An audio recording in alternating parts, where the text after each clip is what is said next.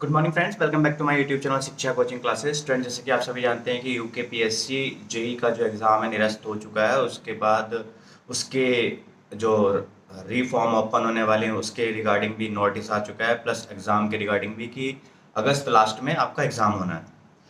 लेकिन सबसे पहले मैं आपसे कुछ कहना चाहूँगा कि जितने भी छात्र, चाहे वो जेई के हों या फिर वो एई के हों, सबसे पहले तो सभी की जो मानसिक संतुलन है उस पर प्रभाव पड़ा है। क्योंकि 2 साल तैयारी करके फिर इस एग्ज़ाम को देना, फिर किसी तरीके से नंबर आना, उसके बाद फिर इंटरव्यू, फिर उसके बाद एक होप होती है, प्लस दूसरी वैकेंसियों को छोड़ना, कहीं ना कहीं एक मानसिक प्रभाव सभी पर इसका पड़ा है। तो देखो, जितने भी छात्र, चाहे वो किसी भी ब्रांच के हों, सभी को इसमें दिक्कत हुई है। हालांकि मैंने इसके ऊपर वीडियो बनाई थी पहले भी। आज मैं वीडियो बनाने का मेरा पर्पस क्या है वही मैं अभी आपको बताऊंगा आगे वीडियो में। तो प्रभाव तो सही पर पड़ा है, कोई भी ब्रांच का क्यों ना हो वो। तो देखिए, सबसे पहली बात तो अच्छी बात ये हुई है कि इसमें जो नकलची हैं वो अब नहीं आ पाएंगे दोबारा। पर लेकिन बुरी बात ये हुई है कि इसमें बहुत ज़्यादा टाइम खराब कर दिया है। क्योंकि ये सारी चीज़ें पहले ही हो जानी चाहिए थी, जो भी देख रेख थी सही से पहले ही होनी चाहिए थी। लेकिन अब जो भी हो रहा है चलो ठीक है। लेकिन एटलीस्ट अब जो कुछ स्टूडेंट्स इसमें सेग्रीगेशन की अभी भी डिमांड कर रहे हैं या हाई कोर्ट के लिए सोच रहे हैं या फिर आगे कुछ उनका और प्लान होगा। लेकिन जो मुझे नज़र आ रहा है, जहाँ तक मैंने बात भी की है इस बारे में बहुत से लोगों से, तो एक ही निष्कर्ष है, इसका री एग्ज़ाम होगा और दोबारा रिजल्ट आएगा। उसके बाद फिर जो उसमें अच्छा करेंगे परफॉर्म, वो सिलेक्ट हो जाएंगे। तो आप सभी देखिए, निराश ना हो। भले ही 2-3 महीने और पढ़ लें, और फेयर तरीके से हर एक स्टूडेंट लगना चाहिए, चाहे वो किसी भी ब्रांच का हो। वो सही तरीके से जाएगा, फेयर तरीके से जाएगा, तो करप्शन भी कम होगा। ये बात भी हमें समझनी चाहिए। तो अब फिलहाल देखिए कि जेई का तो कैंसिलेशन का आ चुका है, लेकिन एक वाले अभी भी दुविधा में है कि भाई क्या होने वाला है। तो देखिए, अभी संजय जो धारीवाल है, उसका भाई सुधीर धारीवाल, वो भी पकड़ा जा चुका है। और एई के कुछ छात्रों को उसने करनाल हरियाणा में नकल कराई है। प्लस रुद्रपुर के पास गदरपुर है, वहां पर भी एक कोचिंग का संचालक है, वो भी पकड़ा गया है। उसने भी नकल कराई थी, मतलब नकल भी कराई प्लस पैसे वैसे का लेन देन था उनका। तो देखिए, एई भी निरस्ती है जहां तक है मुझे लगता है, और जेई तो हो ही चुकी है। तो देखिए, अब क्या एक स्ट्रेटेजी होनी चाहिए। सबसे पहली बात तो मैं अभी पहले जेई के बारे में बात कर लेता हूँ।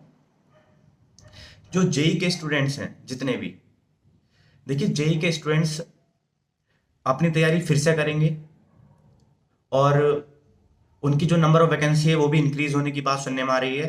जैसे कि सिविल ब्रांच की मैं बताऊं तो उसमें भी, इसमें सबसे बड़ा मेन मुद्दा क्या आ रहा है कि भाई जो फॉर्म है रीओपन कर रहे हैं, और रीओपन करने के बाद सभी स्टूडेंट्स को, जो नए भी होंगे, जो 2021 पास आउट भी होंगे, वो भी इसमें फॉर्म फिल कर पाएंगे, 22 वाले भी कर पाएंगे। तो देखिए, खैर इसमें तो कोई दिक्कत नहीं है कि भाई चलो, वैकेंसी भी बढ़ रही है, प्लस कंपटीशन, कोई दिक्कत नहीं है, जिसकी तैयारी होगी वो ले लेगा, कोई दिक्कत नहीं है। लेकिन सरकार को एक चीज यह भी करनी चाहिए कि भाई जो जितने भी डिपार्टमेंट हैं उनसे जो नए अध्याचन प्राप्त हुए हैं, उन सभी वैकेंसी को भी इसमें इंक्लूड कर दे। और जो रिफॉर्म ओपन मतलब की बात हुई है, तो देखिए कोई बात नहीं, अब भर लेंगे दोबारा फॉर्म, कोई दिक्कत नहीं है। लेकिन इसमें जो नंबर ऑफ वैकेंसी हैं वो बढ़ के आनी चाहिए, तभी हम लोगों का एडवांटेज है। ठीक है।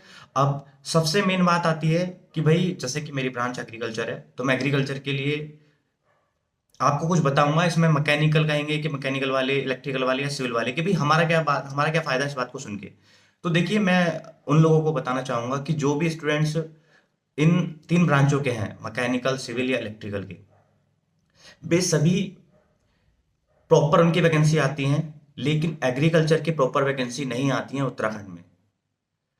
एग्रीकल्चर डिपार्टमेंट में, जो कि एक माइनर इरिगेशन डिपार्टमेंट है कि एग्रीकल्चर डिपार्टमेंट है, तो एग्रीकल्चर डिपार्टमेंट में 36 पोस्ट हैं, जिसके लिए चारों ब्रांचों को एलिजिबल कर दिया गया है।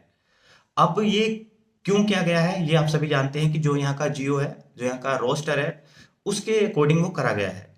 लेकिन मैं आपको एक बात बता दूं, जैसे कि जो यहाँ की अ, जितनी रिक्रूटमेंट बॉडी है वो फॉलो करती है यूपी को। अब यूपी का ही एक ही छोटा सा पार्ट है उत्तराखंड, तो वहां की सारी प्रणाली को अपनाया गया है।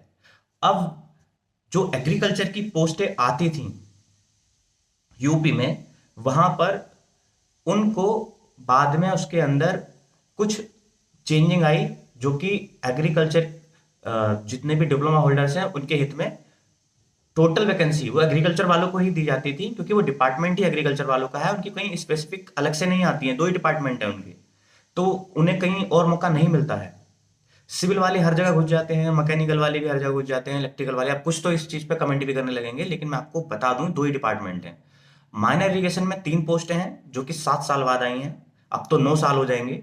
खुद सोचो आप, ऊपर से ना हमारी सेंट्रल गवर्नमेंट में आती है, ना ही स्टेट गवर्नमेंट में 10-10 साल में आती हैं, और ऊपर से 3 पोस्टें माइनर इरिगेशन में आई हैं, और उसमें कंपटीशन देख लो कितना है। अब एग्रीकल्चर की जो पोस्ट हैं, यूपी के अंदर जितनी भी आती हैं पोस्टें, उनको केवल एग्रीकल्चर ही उस जियो में चेंज करके एग्रीकल्चर के लिए करवाया गया। अब ये कैसे चेंज होगा इसके बारे में तो अभी मैं बाद में बताऊंगा, फिलहाल मैं उन 3 ब्रांचों से कहना चाहता हूं जो मेरी बात सुन रहे हैं। देखिए, इसमें मैं कोई एक अपना पॉइंट ऑफ व्यू दे रहा हूं, ऐसा नहीं है कि मैं इस पे ऐसा बोल रहा हूं। देखिए, अगर सरकार ऐसा नहीं कर पाती है, क्योंकि ये कैबिनेट की मंजूरी से जियो में चेंज होगा, उसके बाद जाकर के फिर ये प्रोसेस होगा, उसके बाद 36 पोस्टों पर केवल एग्रीकल्चर एलिजिबल होगा, लेकिन इतना टाइम नहीं है हम सबके पास। तो मैं उन सभी ब्रांचों से बोलना चाहूंगा, और अपने साथ वाले जितने भी एग्रीकल्चर वाले हैं उनसे ही बोलना चाहूंगा कि देखिए, एक बेस्ट ऑप्शन तो ये है कि इस वैकेंसी जो 36 पोस्ट हैं इनके लिए इक्वली चारों ब्रांचों में डिस्ट्रीब्यूट कर दी जाए, नहीं तो इस जियो को चेंज करा लिया जाए, और जियो को चेंज करा करके जो 36 पोस्टें हैं वो एग्रीकल्चर वाले की, एग्रीकल्चर के जितने स्टूडेंट हैं उन्हीं की हो जाए। ठीक है, दो ही ऑप्शन है, और ये दोनों ऑप्शन नोटिफिकेशन से पहले ही हो जाएंगे। तो उसके लिए जो हमारा पहला फर्ज बनता है कि सबसे पहले तो हम आयोग में जाए, आयोग से पता करें कि इस जियो में चेंजिंग पॉसिबली हो जाएगी नहीं हो जाएगी नोटिफिकेशन से पहले, या बाद में भी हम करवा लेते हैं, मान लिया वैकेंसी वैकेंसी सब हो जाए और बाद में वो चेंजिंग हो जाए। तो ऐसा अगर होता है, देखिए नोटिस के बाद तो मेरे ख्याल से चेंजिंग नहीं होती है, जो जहां तक मुझे पता है। लेकिन अगर आयोग के पास जो भी व्यक्ति रहते हैं आसपास के, वो जा करके आयोग से पता करें कि ये कहाँ से होगा, या तो हम सीटें फिक्स करवाएं कि नो वैकेंसी सभी को मिल जाए, या फिर टोटल एग्रीकल्चर को मिल जाए। तो उससे पहले हमें आयोग में मिलना पड़ेगा। आयोग से मिलने के बाद जैसा बताते हैं कि कृषि मंत्री से मिलना है, या धामी जी से मिलना है, या फिर डिपार्टमेंटल जाकर के वो सारी चीजें करी जाएंगी फिक्स।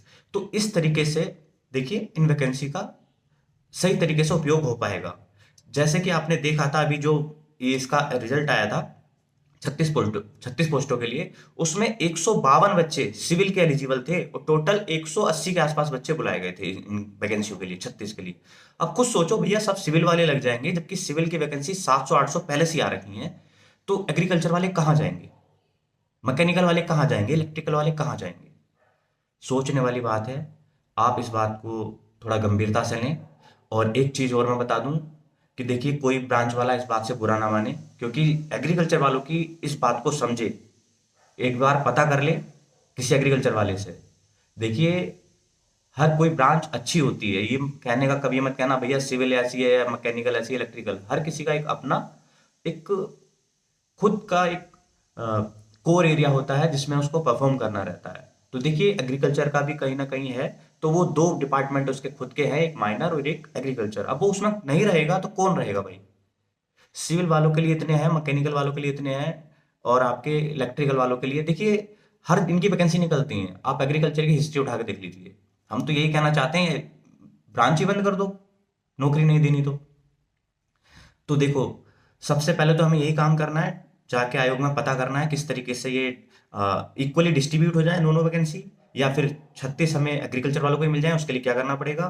कृषि मंत्री से मिलना है तो ठीक है, धामी जी से मिलना है तो ठीक है, और दूसरी बात, हाई कोर्ट जा करके इस वैकेंसी के ऊपर या इस जियो को चेंज कराने को लेकर के बात मेरे समझ में आई है, जो कि सीनियर्स ने बताई है, अपने मंडल जी हो गए, अपने भंडारी सर हो गए, विशाल सर हो गए। तो देखिए, मैं एक ग्रुप बना रहा हूँ, उस ग्रुप में आप सभी एग्रीकल्चर वाले जुड़ जाएं, अपनी बात को रखें, जितने भी हो जाएं। इसके लिए हमें फंड की जरूरत भी पड़ेगी, और वैकेंसी कुछ हो सकता है 36 की 36 अगर जियो में चेंज करा लिया हमने तो 36 वो हमारी हो जाएंगी। उस जियो में अगर हमने चेंज कराया, क्योंकि यूपी का ही जियो लिया गया है, वहां पे चेंजिंग आ चुकी है, वो टोटल एग्रीकल्चर वालों की है, लेकिन यहाँ के जियो में अभी चेंजिंग नहीं आई है। वो पुरानी परंपरा चलती आ रही है, जिसमें जैसा उन्होंने दिखाया था वैसे ही चलता आ रहा है, वो वैकेंसी निकालते हैं, सभी ब्रांचों को एलिजिबल कर देते हैं, लेकिन यूपी में ऐसा नहीं है। तो हम सभी को अगर हम खड़े हो जाते हैं तो 36 हमारी पोस्टें वो हो जाएंगी और 3 पोस्टें माइनर इरिगेशन की हो जाएंगी, 39 पोस्टें होंगी और सभी जो बच्चे पढ़ने वाले हैं एग्रीकल्चर के लग जाएंगे। मेरी बात समझ रहे होंगे इस बात को। तो देखिए हमें हाई कोर्ट भी जाना पड़ सकता है, या फिर हमें अपने जो भी धामी जी हैं या कृषि मंत्री हैं या डिपार्टमेंट जो भी एग्रीकल्चर, वहां से मिलकर के सारी चीजें सॉल्व हो जाएंगी। लेकिन मैं ग्रुप बना रहा हूं, आप जुड़े, अपनी बात रखें, अपने सीनियर से बात करें और इस चीज को जितना जल्दी हो सके देखिए सॉर्ट आउट कर लें, क्योंकि नोटिफिकेशन के बाद कुछ पॉसिबल नहीं हो पाएगा, आप समझें। ठीक है। तो मेरी बात को जितने भी समझ रहे हैं एग्रीकल्चर वाले या अदर ब्रांच वाले भी, तो इस चीज को देखिए समझें। और जो भी छात्रों को जो भी मन में है देखिए ग्रुप बना दे रहा हूं मैं, उसमें आप अपनी बात रखिएगा, अपना जो भी है बताइएगा प्रॉपर तरीके से कि क्या करना चाहिए। अब भाई एग्जाम को लेकर के तो देखो यही है कि क्लियर हो चुका है, अगस्त लास्ट में होगा। ठीक है। तो सारे अपनी तैयारी करते रहें अपने अच्छे से, कोई दिक्कत नहीं है। जिनका सिलेक्शन जो पढ़ने वाले हैं उनका तो होगा ही, दोबारा भी होगा, 100% होगा, वो नहीं रुकेंगे कहीं भी। ठीक है। लेकिन जो बच्चे एग्रीकल्चर के मैं बता रहा हूँ स्पेशली, जिनकी जो भी हिम्मत हार गए थे कि भाई 3 पोस्टें हैं, सब सिविल वाले ले गए, लेकिन अब मौका है। अभी देखिए इस चीज को समझिए, हमें पैसों की जरूरत भी पड़ेगी, तो वो भी बताया जाएगा किस तरीके से अरेंज करना है। तो देखिए उस यूनिटी को बनाए रखने के लिए हमसे जुड़ें, और हमारे जितने भी सीनियर्स हैं जो ऑलरेडी जेई हैं या एई हैं, वो भी जुड़ें और कंट्रीब्यूट करें अपना थोड़ा थोड़ा। क्योंकि अगर हम मिल करके एक साथ खड़े होंगे तो आगे चल करके हो सकता है कि एक यूनिटी हो उत्तराखंड में भी एग्रीकल्चर की, और उसके बाद जो वैकेंसी छात्रों को होती आ रही है वो कभी ना हो। एग्रीकल्चर की जो प्योर वैकेंसी वो एग्रीकल्चर वालों की होती है, वो जियो में चेंज हुआ था, हमको भी करवाना पड़ेगा। अब देखिए कुछ छात्र जो भी यूपी का जियो निकाल करके बैठे हैं, क्योंकि अगर हमें हाई कोर्ट जाना पड़ेगा तो उस हाई कोर्ट उस जियो को हाई कोर्ट में हमें उत्तराखंड में देना पड़ेगा और जियो में बदलाव करवा के वो वैकेंसी लेनी पड़ेगी। तो इस बात को समझना आप, और जल्दी से जल्दी हमें सारी चीजें करनी है। तो 2-4 दिन के अंदर ही आप सभी छात्र जितने भी तैयारी वाले हैं, मुझे मैं ग्रुप बना दे रहा हूँ, जुड़ जाए और इस वीडियो को शेयर कर दें। और एई के लिए मैं बता दूं आप सभी को कि एई के जो भी छात्र हैं, एई के सभी छात्र नोटिस, जो मुझे लगता है जो जानकारी जो कि कुछ छात्र गए थे हरिद्वार में, उनका यही कहना है कि देखिए इसके ऊपर भी जो लोग इसमें पकड़े गए हैं उनके खिलाफ सारा का सारी डिटेल्स आ जाएंगे सामने निकल करके, उसके बाद नाम बाहर करके इसको भी कैंसिल की तैयारी चल रही है जहां तक मुझे पता है। अब इस बात को ऐसा ना लें कि मैं कह रहा हूं कि कैंसिल होने वाली है या कुछ भी, जो पता चला है अभी 100% इसमें एक की वैकेंसी को कैंसिलेशन की कोई श्योरिटी नहीं है, लेकिन चांसेस हैं इसके भी। ठीक है। धांधलीबाजी हुई है जो कि आप न्यूज़पेपर पढ़ रहे होंगे। तो वीडियो में इतना ही, वीडियो इतनी रखते हैं, और इसके ऊपर एक स्ट्रेटेजी की वीडियो में और बनाऊंगा कि किस तरीके से तैयारी अपनी की जाए। वीडियो में इतना ही। Thank you so much. जय हिंद, जय भारत।